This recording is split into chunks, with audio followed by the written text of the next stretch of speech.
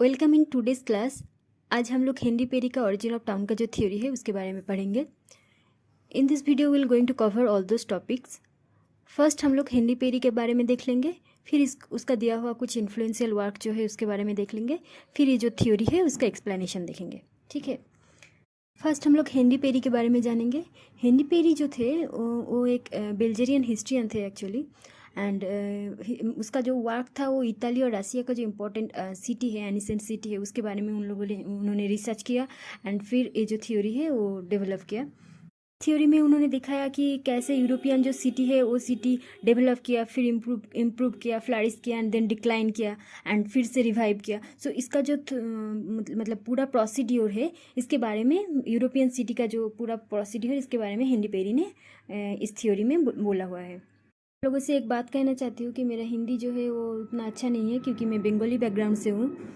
Still I try my best to help you to make understand about this theory. जब भी हम लोग इस सिटी रिलेटेड जितना भी थ्योरी है वो पढ़ेंगे, हम लोग को एक बात याद रखना पड़ेगा कि ये जो थ्योरी है वो हिस्ट्री के ऊपर बेस करके डेवलप हुआ है। मतलब ये जियोग्राफी का पार्ट है, लेकिन इसका जो बैकग्राउंड है वो हिस्ट्री के ऊपर बेस करके दिया हुआ है। सो हम लोगों को जो उसका हिस्ट्रिकल जो बैकग्राउंड है वो डिटेल में जानना पड़ेगा। ये थ्योरी जो जितना भी थ्योरी है, इन थ्योरी को मतलब सही से जानने के लिए। ओके, फर्स्ट हम लोग हेनरी पेरी का दिया हुआ कुछ इन्फ्लुएंशियल जो वर्क है उसके बारे में जान लेंगे, क्योंकि ये जो है ये जितना भी वर्क है वो हम लोग के एग्जाम पर्पस के लिए इम्पॉर्टेंट है। सो ये जो नाम है वो याद रखना पड़ेगा। First one is the origin and revival of trade, जो इन्होंने 1927 में दिया था। फिर the stage in the social history of capitalism, then economy and social history of medieval Europe, a history of Europe etcetera. यहाँ पे जो हम लोग जो थ्योरी के बारे में पढ़ेंगे वो लिया मतलब वो डेवलप किया है from origin and revival of trade का ऊपर उन्होंने एक लेक्चर दिया था, उसके ऊपर बेस करके ये थ्योरी जो है ये डेवलप हुआ है। ओके, सो इस थ्योरी में उन्होंने सिटी के बारे में बात किया कि सिटी किसे कहते हैं। उन्होंने बोला कि सिटी होने के लिए एक प्लेस को लॉन्ग डिस्टेंस ट्रेड के ऊपर मतलब डिपेंड करके सिटी डेवलप होता है।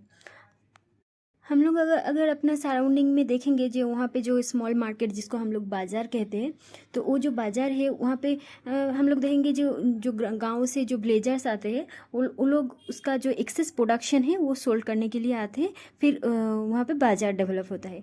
सिटी एक्चुअली बाज़ार का जो है एक लार्जर फॉर्म है। बाज़ार में क्या होता है, वहाँ पे शॉर्ट डिस्टेंस से पीपल आते हैं और अपना सामान बेचते हैं, और सिटी में क्या है, यहाँ पे लॉन्ग डिस्टेंस क्रॉस करके लोग आते हैं अपना मतलब फ़ायदे के लिए और अपना बिजनेस करने के लिए। सिटी एक काइंड ऑफ बाज़ार ही है, जो बाज़ार का मतलब गाँव का जो बाज़ार है उसका एक लार्जर फॉर्म है। उन्होंने कहा कि सिटी जो है वो एक मतलब आइलैंड ऑफ कैपिटलिज्म है। अब देख लेते हैं आइलैंड ऑफ कैपिटलिज्म क्या है। आइलैंड ऑफ कैपिटलिज्म मतलब यहाँ पे बहुत सारा मनी फ्लो होता है, मतलब कोई भी चीज़ खरीदने के लिए हम लोगों को मनी देना पड़ेगा। तो यहाँ पे बाज़ार जहाँ पे भी है वहाँ पे मनी का फ्लो बहुत ज़्यादा होता है। सो सिटी डेवलप करने के लिए उन्होंने 2 क्राइटेरिया दिया था। एक जो है वो लॉन्ग डिस्टेंस ट्रेड के ऊपर बेस करके डेवलप होगा सिटी, और सिटी जो है उस प्लेस में बहुत सारा मतलब मनी का फ्लूइडिटी होगा। ओके, अब हम लोग जान लेते हैं कि यूरोपियन जितना भी सिटी था वो डिक्लाइन कैसे किया एंड क्यों किया। तो इसके बारे में बहुत सारा हिस्ट्रियन जो है उसके अलग अलग कंसेप्ट था। तो ज़्यादातर जो हिस्ट्रियन थे उन्होंने एक कंसेप्ट दिया कि रोमन एम्पायर जब से 2 पार्ट में डिवाइड हो गया था, एक था western Roman empire and another is eastern Roman empire. उसके बाद जो वेस्टर्न रोमन एम्पायर था उसमें जर्मन बारबारिक ट्राइब का बहुत ज़्यादा अटैक होने से वेस्टर्न रोमन एम्पायर जो था वो डिस्ट्रॉय हो गया एंड उसके अंदर जितना भी सिटी था वो डिस्ट्रॉय हो गया। लेकिन इसके बारे में हम ये जो हेनरी पेरी है इन्होंने अलग ही थ्योरी दिया। उन्होंने बोला कि सिर्फ जर्मन बारबेरियन ट्राइब के अटैक की वजह से यूरोपियन सिटी जो था वो डिक्लाइन नहीं किया, उसके पीछे और एक इम्पॉर्टेंट रीज़न है।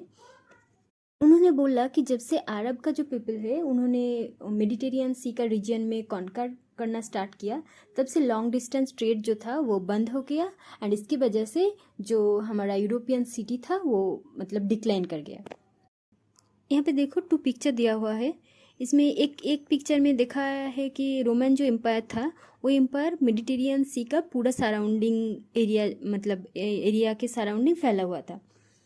से अरब पीपल जो है वो लोग मेडिटेरियन रीजन में कनकर करना स्टार्ट किया, तब अरब का कुछ डायनेस्टी है जस्ट लाइक सेल्जुक डायनेस्टी और आयूबी और फातिमत, ऑटोमन एम्पायर जो भी था, उन लोगों ने जब से मेडिटेरियन सी का जो सराउंडिंग एरिया वो एरिया कनकर करना शुरू किया, फिर रोमन एम्पायर जो है वो ज़्यादा डिक्लाइन हो गया एंड लॉन्ग डिस्टेंस जो ट्रेड जो मेडिटेरियन सी के ऊपर बेस करके जो लॉन्ग डिस्टेंस ट्रेड होता वो ट्रेड भी डिक्लाइन कर गया। इसीलिए यूरोप मतलब इसीलिए यूरोप पूरा डिस्कार्टेड हो गया पूरा वर्ल्ड से, एंड यूरोप का जितना भी सिटी है वो डिक्लाइन कर गया।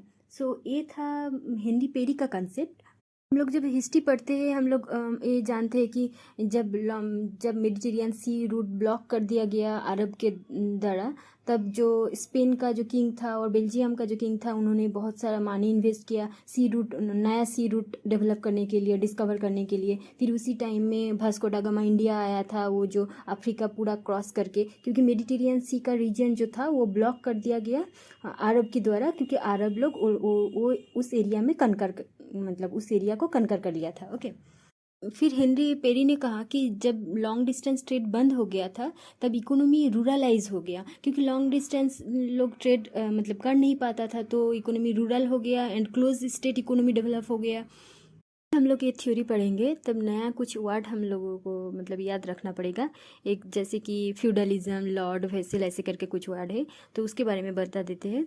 तो जब भी हम मतलब ये जो थ्योरी का जो टाइम पीरियड हेनरी पेरी ने दिया हुआ है, ये time period same time period था जब यूरोप का डार्क एज है, वो टाइम पीरियड और यूरोपियन सिटी जो डिक्लाइन किया हुआ है, तो वो दोनों टाइम पीरियड सेम पीरियड था। ओके। यूरोप का सोसाइटी में एक फ्यूडल सोसाइटी डेवलप हुआ था। फ्यूडल सोसाइटी का मतलब क्या है, जब किंग जो था वो वीक हो गया था तो उन्होंने वो उसका जो वहाँ पे क्या सिस्टम था, जो किंग का अंडर जितना भी एरिया आता था वो पूरा किंग का मतलब किंग का उसमें डोमिनेंसी था, और वो जो लैंड है वो किंग का लैंड था। लेकिन किंग ने क्या किया, वो जो लैंड है उसको डिस्ट्रीब्यूट कर दिया अपना मतलब अपना कुछ खास लोगों के अंदर, तो उसकी वजह से वो एक पिरामिड जैसा मतलब सिस्टम डेवलप हो गया, तो जिसमें सबसे ऊपर था किंग, उसके बाद था लॉर्ड जिनके पास बहुत ज़्यादा ज़मीन था। फिर लॉर्डों ने वो ज़मीन भसेल के अंदर डिस्ट्रीब्यूट कर दिया, फिर उन्होंने वो ज़मीन पीजेंट को दे दिया। पीजेंट जो था वो था वर्कर, जिन्होंने उस ज़मीन में मतलब वर्क करता था, बहुत ज़्यादा वर्क करता था, लेकिन उसका मतलब फ़ायदा पीजेंट को नहीं मिलता था, उसका ज़्यादातर फ़ायदा लॉर्ड वेसल ऐसे करके ऊपर का जो भी लोग हैं उसको मिल जाता था। ओके। तो ये ऐसे करके फ्यूडलिज्म एक सिस्टम डेवलप हुआ था उस टाइम यूरोप में। जो फ्यूडलिज्म का सिस्टम था वो लॉन्ग डिस्टेंस ट्रेड को खुद ही मतलब उसको डिस्करेज करता था, और यूरोपियन सोसाइटी उसी टाइम पीरियड में बहुत ज़्यादा चार्ज ओरिएंटेड हो गया था। ओके। नाउ हम लोग जान लेते हैं कि यूरोपियन जो सिटी था वो रिवाइव कैसे किया। हेनरी पेरी ने बोला कि 11वीं सेंचुरी के बाद जब वहाँ पे क्रूसेड हुआ था उसके बाद ही ये जो सिटी है वो रिवाइव किया। क्रूसेड क्या है? क्रूसेड को कहते हैं वो एक रिलीजियस वार है जो लड़ा गया था मुस्लिम और क्रिश्चियन के बीचों में। वो जो जेरूसलम एक प्लेस है, वो प्रेजेंटली वो इज़राइल में है, वो एक होली प्लेस है। उस होली प्लेस को लेकर इन दोनों में जो लड़ाई हुआ था, उसके बाद क्रिश्चियन डोमिनेंट जो रोमन एम्पायर था उन्होंने मुस्लिम डोमिनेंट जितना भी एरिया था मेडिटेरियन सी के सराउंडिंग में उनको पुश बैक किया, मतलब नियर ईस्ट के तरफ पुश बैक किया। फिर वहाँ पे मेडिटेरियन सी में जो मुस्लिम लोगों का जो मतलब बहुत ज़्यादा डोमिनेंसी था वो डोमिनेंसी कम हो गया। फिर यूरोपियन जो ट्रेड लॉन्ग डिस्टेंस ट्रेड है वो फिर से स्टार्ट हो गया and then European city revive कर गया। ओके। सो ये था हेनरी पेरी का concept about origin and revival of cities. Actually जहाँ पे उन्होंने यूरोपियन सिटी क्यों डिक्लाइन किया, कैसे डिक्लाइन किया एंड फिर से कैसे रिवाइव किया, इसके बारे में बोले थे। तो इस थ्योरी को same to same R S. Sharma ने इंडिया के ऊपर अप्लाई किया।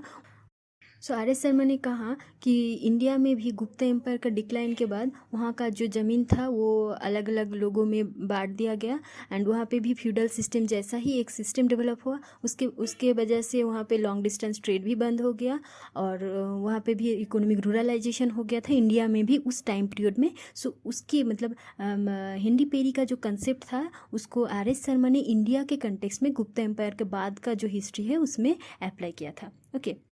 ये था आज का topic. If you have any query further और question then you can comment it below. Thank you.